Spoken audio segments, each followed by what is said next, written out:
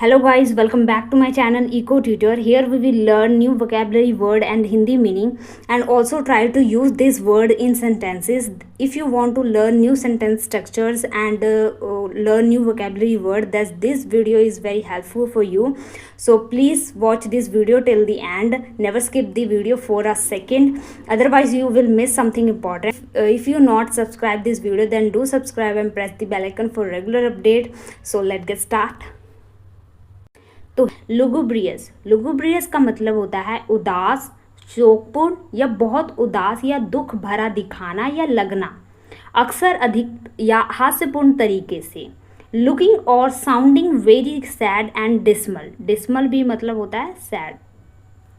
Often in an exaggerate और theoretical वे, कुछ हंसी जिस पर आ जाए इस तरह का दुखी दिखाना या फिर बहुत दुखी हो या शोकपूर्ण हो तो उसे कहेंगे लुगुब्रियस। ठीक है, तो यहाँ पे सेंटेंस है खिलौना छीन लिए जाने के बाद कुत्ते की अभिव्यक्ति उदास थी, यानी कि उसका एक्सप्रेशन किस तरह का था, लुगुब्रियस था।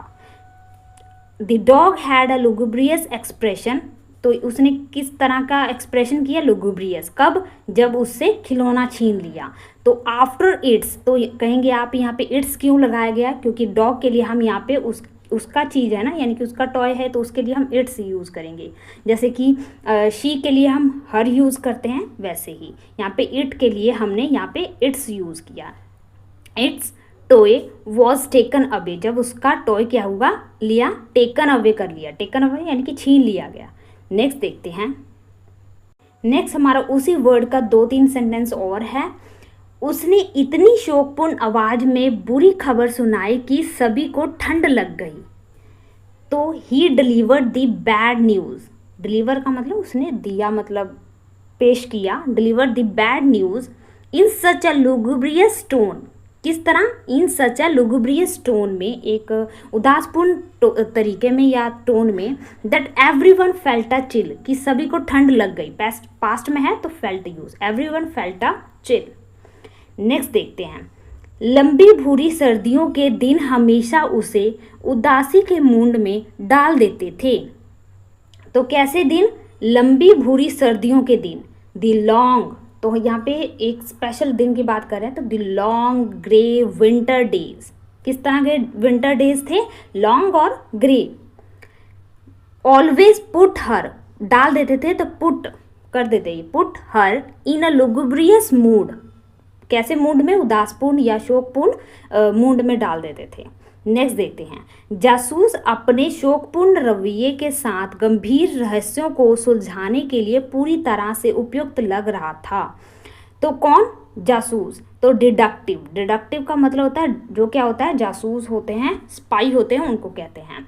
With his lugubrious demeanour, demeanour का मतलब होता है रवैया, जो उसका रुख है या जो उसकी बिहेवियर है वो कह सकते हैं। शोकपूर्ण demeanour seemed perfectly suited for solving grim mysteries, क्या थे, गंभीर रहस्यों को, गंभीर का मतलब हो गया ग्रिम, ग्रिम मीन्स गंभीर हो, कोई डीप हो। रहस्यों का मतलब होता है मिस्ट्रीज, और सुलझाने का मतलब सोल्व के लिए पूरी तरह से उपयुक्त लग रहे थे, यानी सूट, सही लग रहे थे। तो देखते हैं। The deductive with his lugubrious demeanour seemed perfectly suited for solving grim mysteries. Next देखते हैं।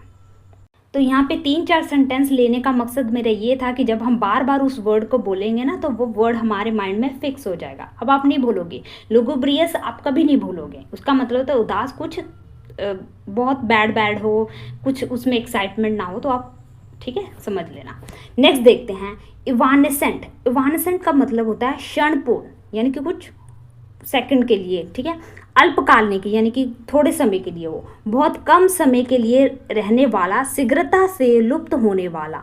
Lasting for a very short time, quickly fading और डिसअपियरिंग। फेडिंग का मतलब होता है फेड होता रहता है, जैसे कि हमारे दिमाग की मेमोरी में, जैसे कोई ड्रीम आप देखते हो, ठीक है ना, तो सवेरे होते हो ना, सवेर होता है तो आप उसी ड्रीम को याद करने की कोशिश करते हो, लेकिन वो नहीं कर पाते, क्यों, क्योंकि वो फेड हो जाता है, एकदम धुंधला धुंधला हो जाता है।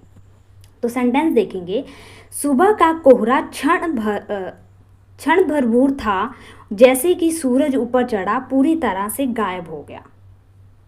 तो जो सुबह का कोहरा था, कोहरा के लिए वर्ड हो जाएगा mist. The morning mist was evanescent, यानी क्षण भर के लिए था, और ये कैसे डिसअपियर हो गया, जैसे ही सन रोज हुआ। डिसअपियरिंग कंप्लीटली, पूरी तरह से डिसअपियर हो गया। एज, जैसे ही सन रोज हायर, जैसे ही सन क्या हुआ, चढ़ा, ऊपर चढ़ा, हायर, रोज हायर। तो the morning mist was evanescent, disappearing completely as the sun rose higher. Next देखते हैं।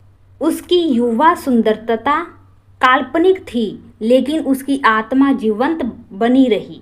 तो उसकी सुंदरता कैसी थी, क्षण भर के लिए थी। हर यूथफुल ब्यूटी, यानी कि जो उसकी युवा, जो यूथ में थी, यानी कि जो वो यंग थी, टीन एज में थी, तब उसकी ब्यूटी थोड़े समय के लिए थी, इवानेसेंट थी।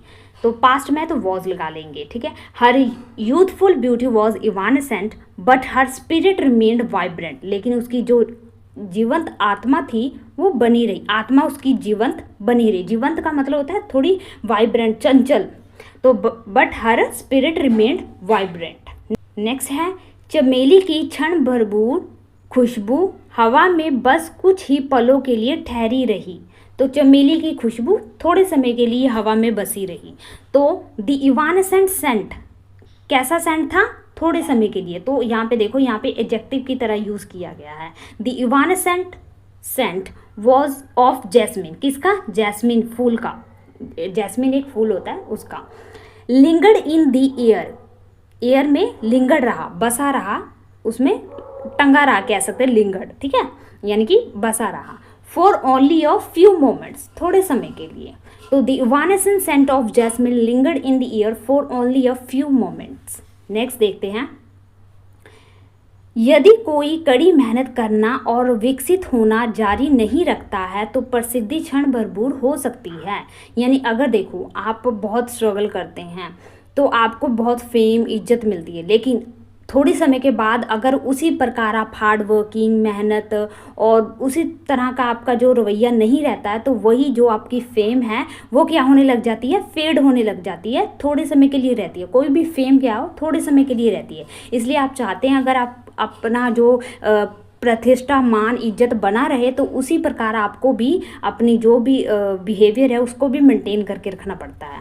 तो वही कह रहे हैं, यदि कोई कड़ी मेहनत करना और विकसित होना जारी नहीं रखता तो उसकी प्रसिद्धि क्या होती है, थोड़े समय के लिए हो सकती है। तो फेम, वही प्रसिद्धि, फेम कैन बी इवानेसेंट, हो सकती है, हो सकती के लिए कैन भी यूज कर लेंगे। इवानेसेंट, थोड़े समय के लिए। इफ, अगर वन डज नॉट कंटिन्यू, तो यहाँ पे हमें पता नहीं ना, तो वन यूज कर दिया, क्योंकि यहाँ पे किसी भी पर्सन की बात कर रहे हैं। एक ये नहीं कि सिर्फ राम के लिए, श्याम के लिए बात करें, किसी भी पर्सन के लिए हो।